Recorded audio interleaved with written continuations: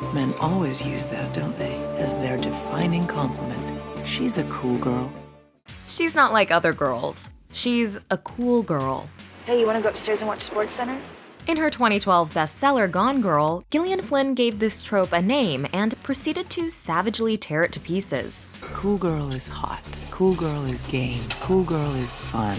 If we look at cool girls on screen and at celebrities who often play this persona for the public, we can identify the specific elements that make up this character's DNA. She's one of the guys. She has a passion for cars, sports, or other stereotypically masculine activities. That's weird. I just wouldn't peg you for mechanical.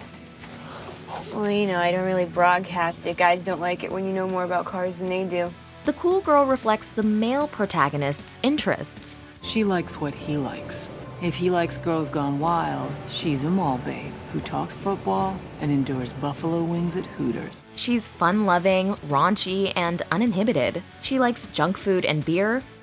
Come on, not my beer. That's an expert beer tasting technique. This bro-y temperament is packaged in an effortlessly hot female form. By the way, you look very fit and skinny yourself, but you said I'm tired of seeing the skinny in Hollywood. Thanks, that feels great because I just ate a Philly cheesesteak. She's easygoing and never gets angry. There was no look, all right? She couldn't have been cooler. Sloan is not like other girls. Most saliently, the cool girl isn't a real girl. She's a myth created by men, perpetuated by women pretending to be her. So here's our take on what the cool girl represents in our culture and how she's evolved in the years since Gone Girl called her out.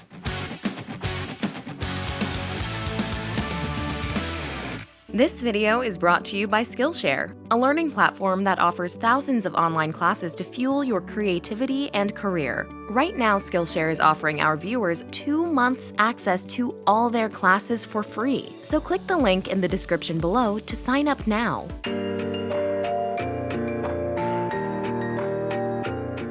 A chick who can really hang with the guys. Yeah, that is the best. Chick who's like super hot, but then like loves Xbox, down for pizza. The problem with the cool girl fiction is that it's a male fantasy. She drinks scotch? I love a scotch that's old enough to order its own scotch. Can quote obscure lines from Ghostbusters? The woman not only has to look exactly as the guy wants her to, she also has to be exactly as he wants her to be on the inside. Gone Girl investigates the toxic fallout of women feeling they have to perform this fantasy. Nick loved a girl I was pretending to be. Cool girl. Significantly, the movie's iconic cool girl monologue plays out over a montage of Amy orchestrating her plot to frame Nick for her disappearance. So it's implying that all the years of impersonating the cool girl are what made Amy into this sociopath. She's determined to destroy the guy she spent so much time pretending for and now resents as a result. I wax stripped my raw. I drank canned beer watching Adam Sandler movies. I ate cold pizza and remained a size 2. From this, we can see that the cool girl act has a time limit. The smoke and mirrors can't endure through a real long-term relationship, as it requires a lifetime of suppressing your authentic self. Jezebel's Tracy Moore argues that being the cool girl is a phase many women go through in young adulthood. But according to Gone Girl, when the cool girl gets tired of faking it and decides to express her individuality, her man will just ditch her for a newer model of the trope. And found himself a newer, younger, bouncier cool girl. The movie doesn't suggest Nick is the only one to blame for this behavior, though. He's never had to learn how to accommodate a woman with her own mind in his life. With all this play acting, the couple never got the chance to really know each other. You don't know if she has friends, you don't know what she does all day, and you don't know your wife's blood type. Sure, y'all are married. Flynn took inspiration for her commentary from the 1998 rom-com There's Something About Mary. She explained that the character Mary looks like Cameron Diaz, but she's also a doctor. And she also loves hamburgers. And she starts out playing golf in the morning. And I thought, wow, that's a cool girl. And then I thought, oh right, she's been invented by guys. When a guy can play 36 holes and still have enough energy to take me and Warren to a ball game and eat hot dogs. I'm talking sausage hot dogs, beer. Not light beer, but beer. The whole premise of the film is how wild Mary drives every man she meets. And that makes sense when you consider this woman is simply a bundle of male fantasies with a pretty face.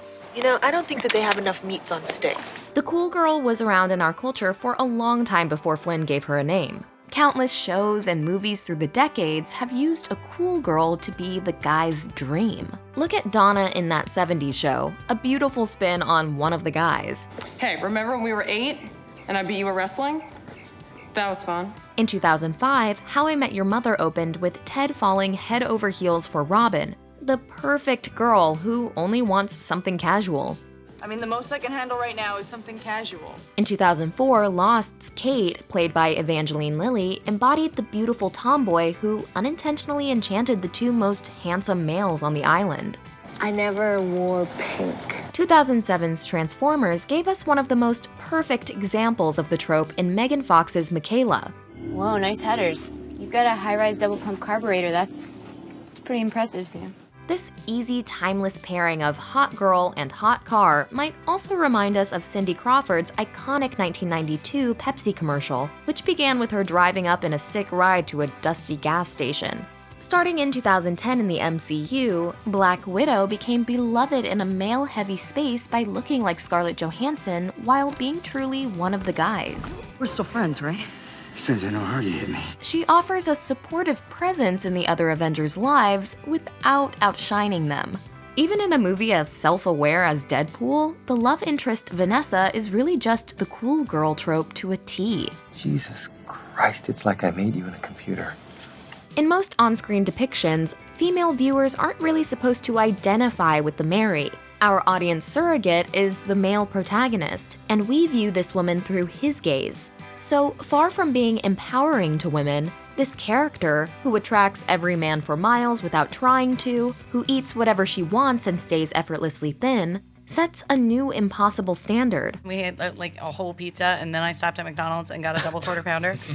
And then I had to go pass out in a food coma. To this day, numerous celebrities project this persona in public.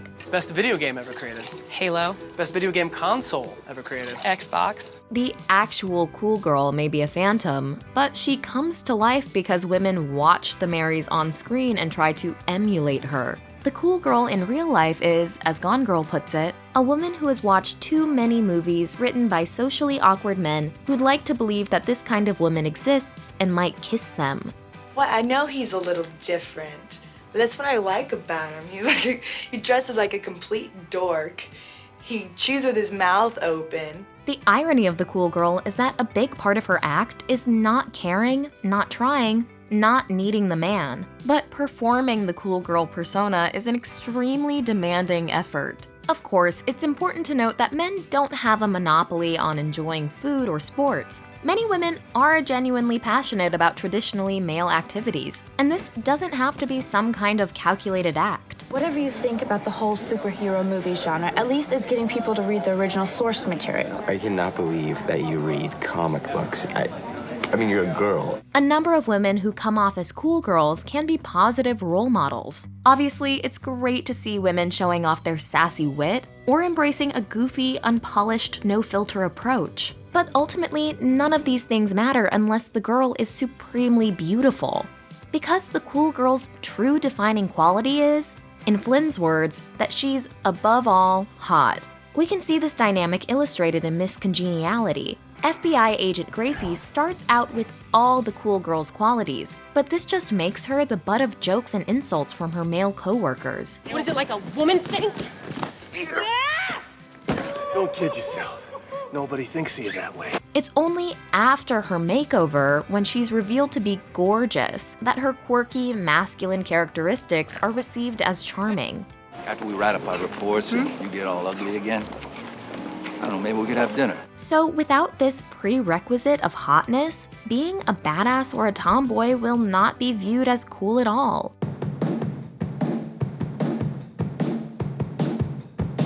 Narratives on screen use the cool girl to put down another type of woman who's more uptight, classically feminine, or who cares too much. Black Swan's fun, sensual Lily makes repressed good girl Nina feel her lifetime of diligent work as a ballerina counts for nothing.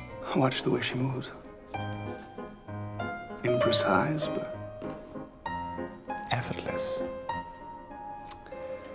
She's not faking it. In Forgetting Sarah Marshall, impulsive, free-spirited Rachel, also played by cool girl Mila Kunis, is framed as an obvious step up from cold and fame-obsessed Sarah. Okay, I'm gonna go get us another round.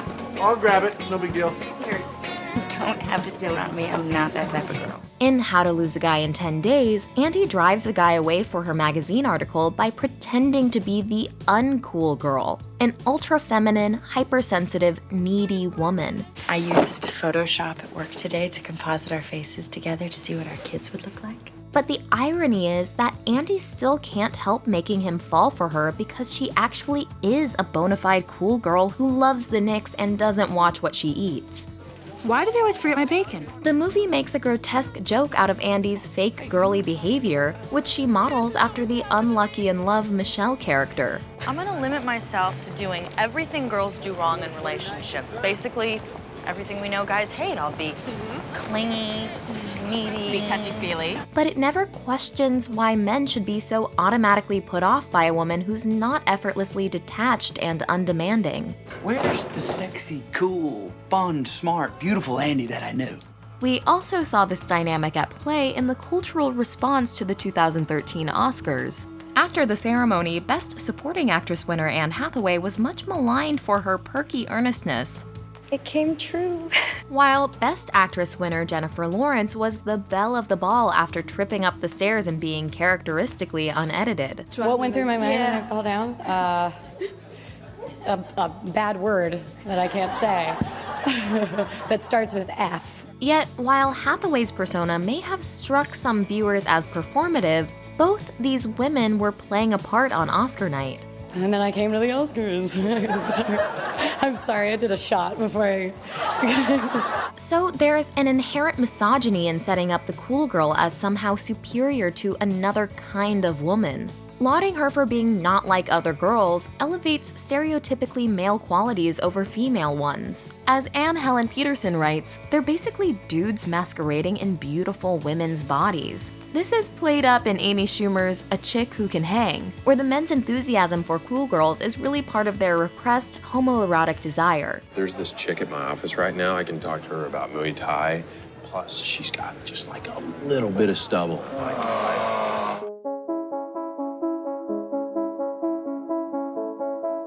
The cool girl may appear superficially edgy, but she's only cool so long as she's comforting, not challenging to men. In the Family Guy episode Mr. and Mrs. Stewie, Stewie meets his female alter ego and falls madly in love. What's this on your Etch-a-Sketch? Oh, those are some advanced mathematical formulas I've just been tinkering with. You're kidding, I do that too! But his infatuation wears off as he realizes she's more evil than he is. Strong women always turn out to be nightmares.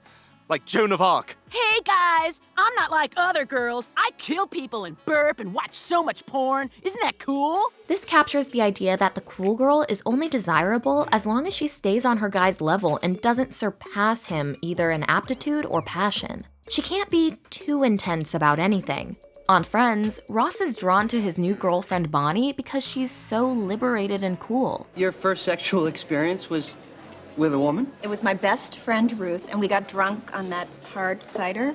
And then suddenly, I don't know, we were making out. But when she expresses her alternative spirit in a way that doesn't turn him on, Ross is horrified and immediately loses interest. She doesn't look that bad. You can see the moonlight bouncing off her head. Peterson describes how 60s and 70s cool girl Jane Fonda experienced an intense backlash when she started getting too serious about activism and protesting the Vietnam War. While Black Widow is humble enough for Avengers fans, Captain Marvel was trolled for emphasizing that its female lead was stronger than all the other heroes, and she very much knew it. I have nothing to prove to you. Movements like Gamergate prove that women who bring too female a perspective to pursuits like tech or gaming are emphatically discouraged. In light of the way our culture eviscerates uncool girls, it's easy to see why it's so tempting for women to put on the cool girl persona even a little bit. But this doesn't actually get them very far. In Bridesmaids, Annie adopts this part to make herself more attractive to Ted. I'm not like other girls where I'm like, be my boyfriend, unless you were like, yeah. And I'd be like, maybe. But the act just leaves her feeling disempowered. You slept over. I did. I thought we had a rule against that. Most significantly, while being the cool girl may help you get by in the short term, it gets in the way of the long game of putting women in general on equal footing with men. As Sarah Didam puts it, the cool girl doesn't even suggest there's anything wrong with the man-woman hierarchy as it stands. All the cool girl demands is that she be seen as an exception. One of the most startling lines in Flynn's Gone Girl monologue is, "Go ahead, shit on me. I don't mind. I'm the cool girl." This highlights the complete passivity of this type. Well, maybe you should sit in my lap. Why? Well, I have the only seatbelt here. Safety first. A requirement of this persona is never getting angry. Cool girl never gets angry at her man. She only smiles in a chagrin-loving manner. Which means she never tries to change anything. Flynn's critique led to a backlash that made the stock cool girl appear a little too obviously contrived. It looks like your distributor cap's a little loose. After J-Law was criticized for behavior that came across as a running shtick, Right now I'm thinking about buffalo wings, maybe chicken wings, I guess, loaded potato skins.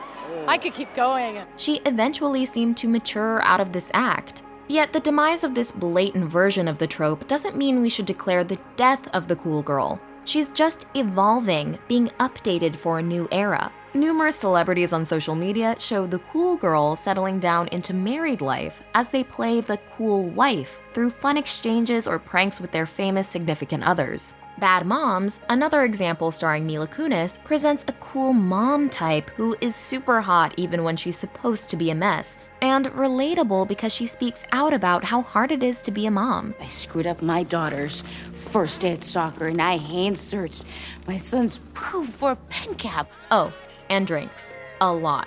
Naturally, she's juxtaposed with a too-poised, anti-cool mom we're supposed to look down on for her obsessive quest for perfection. Overall, though, the persona appears to be changing for the better. More recent iterations of the cool girl largely depart from her traditionally passive and submissive roots. Today's cool girls freely speak their minds about the things that matter. He called John a boring musician and his filthy mouth wife, which those two things are true. John is boring. I do have a filthy mouth. Perhaps what's most promising is that many of today's examples seem to be performing coolness to appeal to women as well as men. In my mind, equality isn't possible because men and women aren't equal. Women are better. But the total liberation of the cool girl will only come when she stops trying to get by in a man's world and starts working towards a world where women are free to be whoever they want to be. And this is considered cool. You have a right to be here, and you have a right to rise up through the ranks and run this town.